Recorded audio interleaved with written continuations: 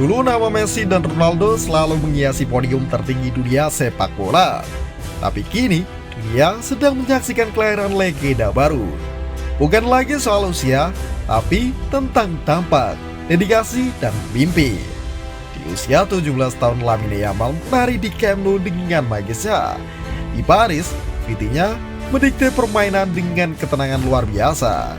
Dua jalan yang berbeda, satu tujuan, berebut tahta Ballon d'Or 2025.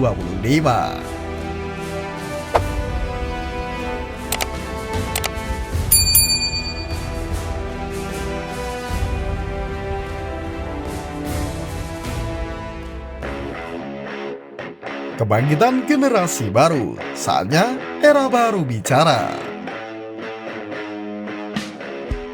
Musim 2024-2025 perlahan menuju ujung. Di tengah euforia penutupan musim, perhatian dunia mulai mengarah pada satu penghargaan paling prestisius di dunia sepak bola.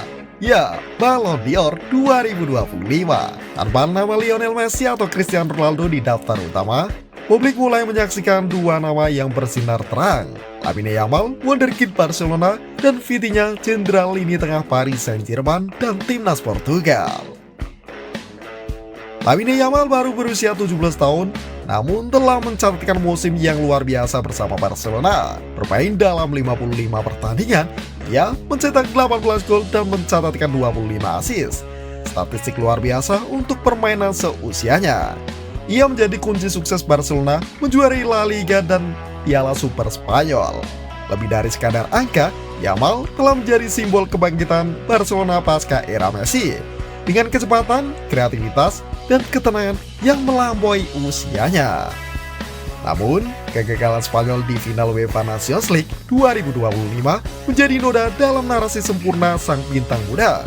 Kekalahan dari Portugal di Allianz Arena membuat peluang Yamal meraih Ballon d'Or sedikit menyusut, terutama karena penampilan dominan rival utamanya justru terjadi di laga tersebut.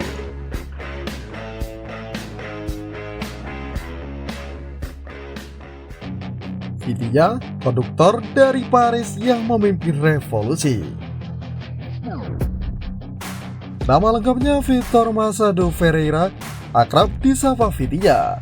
Lahir di Santo Tirso, Portugal pada 13 Februari 2000, ia kini menjadi salah satu gelandang paling dihormati di Eropa. Musim ini, Vitinha menjelma menjadi motor penggerak PSG dalam musim yang hampir sempurna. Bersama Paris Saint-Germain, ia sukses meraih treble domestik dan mencatat puncaknya dengan menjuarai Liga Champions 2024-2025, mengalahkan Inter Milan dengan skor telak 5-0 final. Tak hanya itu, ia juga menjadi man of the match di semifinal Liga Champions saat PSG menyingkirkan Arsenal. Kontribusinya di tengah lapangan bukan sekadar mengalirkan bola, tapi menciptakan ritme, membuka ruang, dan menyatukan permainan tim. Dalam hal statistik distribusi bola, Vitinha mencatat jumlah umpan terbanyak sepanjang musim di Liga Champions, melebihi gelandang manapun. Prestasinya makin lengkap dengan membawa Portugal menjuarai UEFA Nations League, menaklukkan Spanyol dan Yamal di final. Kemenangan itu sekaligus menjadi klimaks personal Vitinha yang sempat gagal bersinar di Wolverhampton beberapa tahun lalu karena kalah bersaing dengan Jose Mourinho. Kini, ia menjawabnya dengan karir yang melonjak pesat.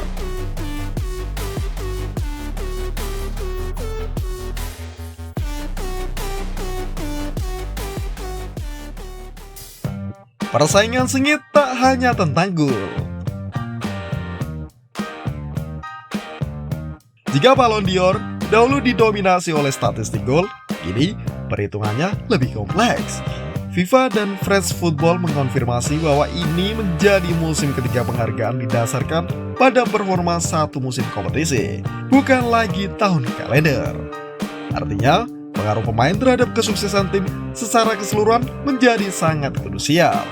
Dalam konteks ini, Yamal unggul dalam kontribusi langsung ke gol, tetapi Vitinha unggul dalam prestasi tim dan pengaruh di laga-laga besar. Bahkan rekan setimnya di PSG, Nuno Mendes, mendukung Vitinha meski dirinya sendiri juga tampil brilian musim ini.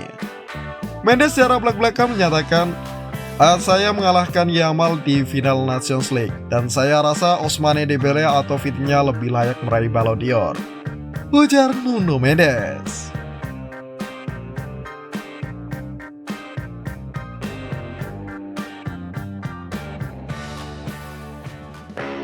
Dembele kuda hitam dalam perburuan. Nama Ousmane Dembele memang layak disebut sebagai kejutan dalam perburuan Ballon d'Or. Bersama PSG, pemain asal Prancis ini sukses meraih treble domestik dan Liga Champions, serta tampil konsisten sepanjang musim. Setelah sekian lama berjuang melawan cedera di Barcelona, musim ini adalah titik balik karir Dembele. Meski demikian, perannya sedikit lebih di balik layar ketimbang Vitinha yang menjadi pusat permainan PSG.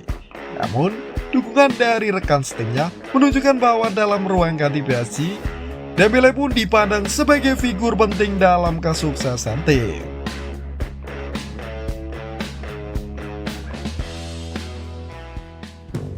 Lalu, siapa yang akan mewarisi tahta emas?